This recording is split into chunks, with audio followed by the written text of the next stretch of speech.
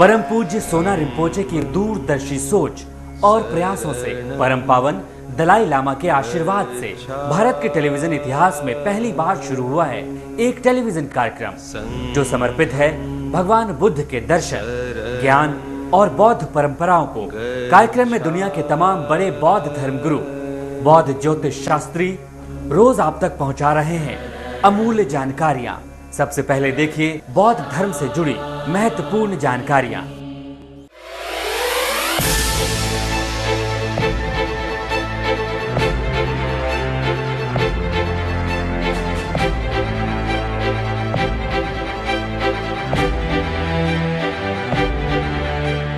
भारत में 2500 वर्षों से बौद्ध धर्म का वजूद है और देश के हर कोने में बौद्ध परंपरा और संस्कृति फल फूल रही है। लेकिन भारत के टेलीविजन इतिहास में पहली बार नोबल विजडम यानी शराब संगपो के नाम से शुरू हुआ है एक टेलीविजन कार्यक्रम जो भारत की बौद्ध परंपरा और बौद्ध धर्मावलंबियों की ताकत को उजागर करता है। इसी मकसद से पेश है एक और एपिसोड। कार्यक्रम में अगले कुछ दिनों तक आप जानकारी पाएंगे हिमालय क्षेत्र की बेजोड़ पारंपरिक चिकित्सा पद्धति सोआ रिगपा के बारे में।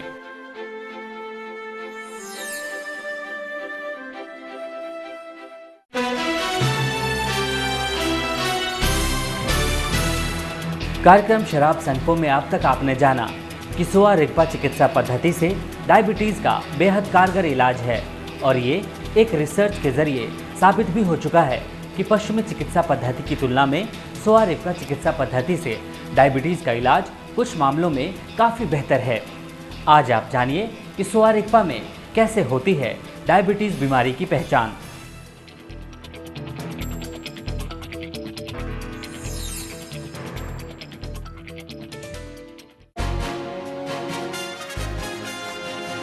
सोआ रिगपा के मुताबिक डायबिटीज एक क्रॉनिक बीमारी है और दुनिया में करीब 285 मिलियन लोग इससे पीड़ित हैं।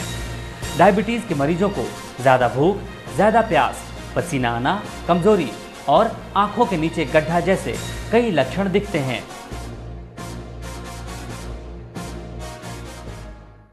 The symptoms such as excessive hunger, excessive thirst, then lot of perspiration, then frequent urination, weakness, then poor eye vision, and are the actual sign of this disease.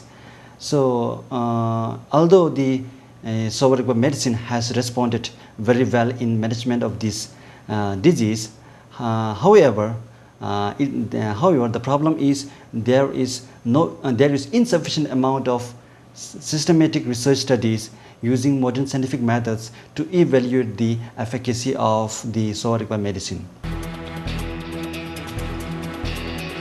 सोआ रिगपा के प्राचीन लिखित दस्तावेजों में भी इस बीमारी के बारे में काफ़ी जानकारी दी गई है। प्राचीन दस्तावेजों में डायबिटीज बीमारी होने की कई वजहें बताई गई हैं। The ancient texts of Soa Rigpa, particularly the Fourth Tantra, have outlined great detail about this disease, including its treatment aspects. According to the text, it is mainly caused by consuming lots of sweets and salted things, then unripe fruits, cold items, and raw salads. And then in terms of behavior, like staying on the wet or moisture place for a very long time, and again staying in the water for a very long time, then no physical activities, and so on, eventually led individual to suffer from this disease. अगर आप diabetes के मरीज हैं और आप इस बीमारी से मुक्ति चाहते हैं तो सोआ रिगपा पारंपरिक चिकित्सा पद्धति के इलाज से बेहतर कुछ भी नहीं। We all know that the diabetes mellitus is one of the major health problems in modern world. Recently, it was reported in the papers that about 285 million people have diabetes worldwide, and it is increasing. The number is increasing by more than 50% over the decade. कार्यक्रम के अगले episode में आप जानेंगे सोआ रिगपा चिकित्सा पद्धति में अर्थराइटिस यानी गठिया का कितना कारगर इलाज है।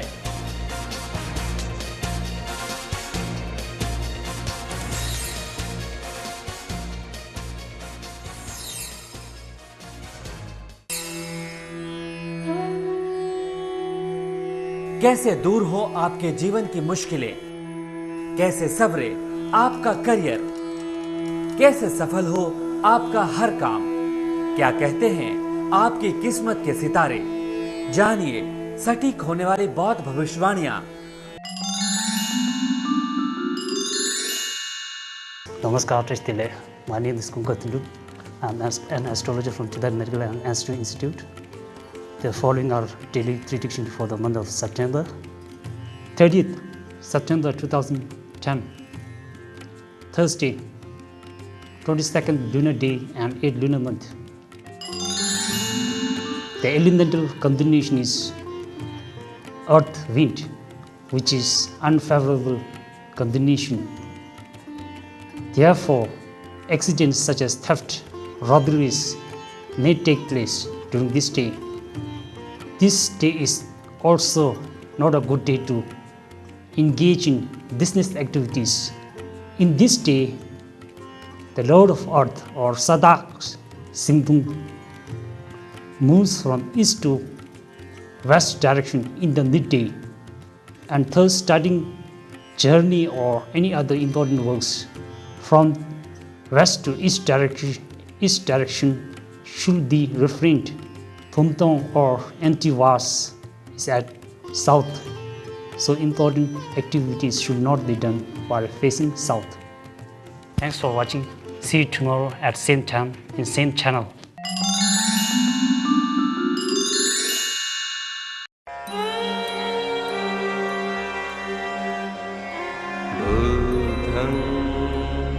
शरणं गच्छामि। क्या है भगवान बुद्ध का दर्शन, बौद्ध धर्म का गूढ़ ज्ञान, कैसे मिले दुख से मुक्ति, कैसे पाएं बुद्धत्व, क्या है धम्मम, क्या है संगम। ये कार्यक्रम आपको रोज दे रहा है ऐसे तमाम सवालों के जवाब। आज बौद्ध धर्म के प्रकांड विद्वान से जानिए भगवान बुद्ध का दर्शन और बौद्ध धर्म का सही ज्ञान। If we take things too seriously and only think about the problems, sometimes that drains a sense of enthusiasm from our relationship. So if we can think about the relationship of the global community with the earth in the manner of everyone in the world coming together to make a beautiful painting of our world, with each person offering their ideal depiction of the place where they live, we may feel a great deal more joy in our efforts. Due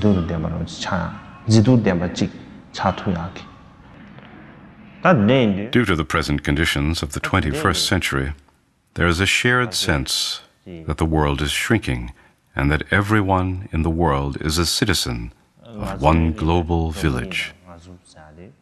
The East is sharing what it has to offer with the West, and the West, in turn, is sharing what it has to offer with the East. For example, I come here as a Tibetan person representing the East. Eastern people are coming to the West and extending their love and kindness. Western people are going to the East and helping the people there. For example, Westerners are, with a great deal of care and affection, benefiting people in Tibet. Therefore, at this time, the only thing separating the East and the West is geography. There are no other distinctions. Easterners and Westerners are relating to each other with friendship and affection. Personally, I feel extremely fortunate to have been born during an era in which I can enjoy this opportunity of such a positive relationship being accessible. Energy, milliam, and chamzidang. And Kashi and to Samsung Kashi, Cho Kashi and sometimes Lusane, or that Turum Biden and gave the teacher that Kashe, Beji Turum Chubu, the legend I gave the. On the other hand, some may feel that the current times are difficult ones in which to live, since they are marked by such a great amount of conflict. It is true that there are negative developments in the world, But there are also positive developments. Thus, there are a wide variety of opportunities that lie before us, both positive and negative. However, it is not enough to simply have a positive opportunity. The key issue is how we translate the opportunities that come before us into benefit. Each of us has choices that we are free to make regarding what actions we will engage in.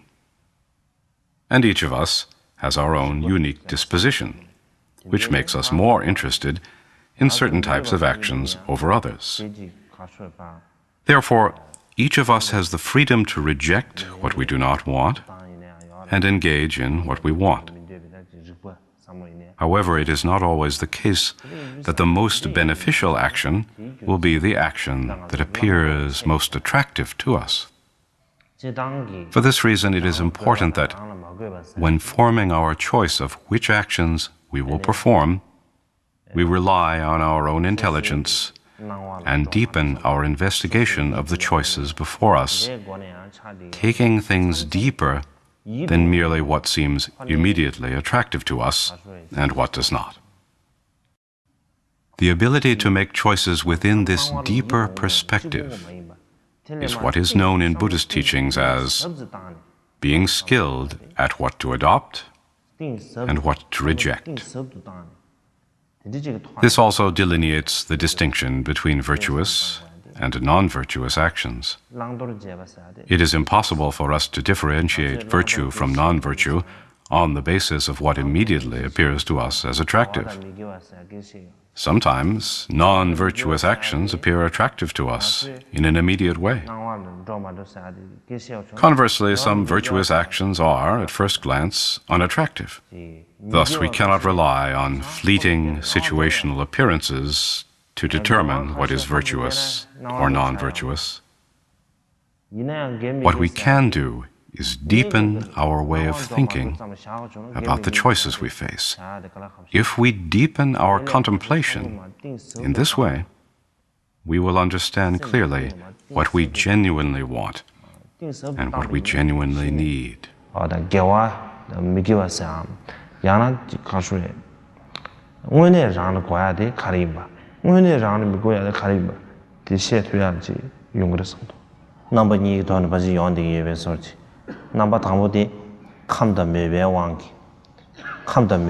So it seems that our desires can manifest in two different ways. The first way desires arise is in accordance with our predispositions.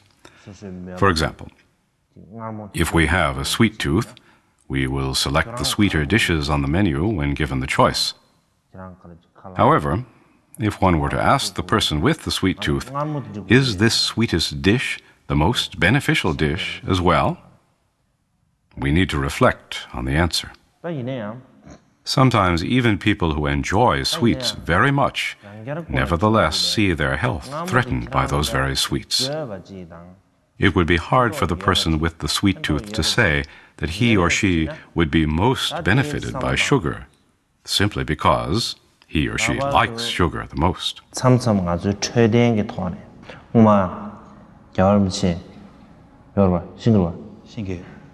His Holiness the Dalai Lama. Okay. 신기 왜서 그래서 괜찮. 다 공만 들려야 배에서 수스려야 배에서. His Holiness the Dalai Lama was shopping for a watch at one time during a visit to Switzerland.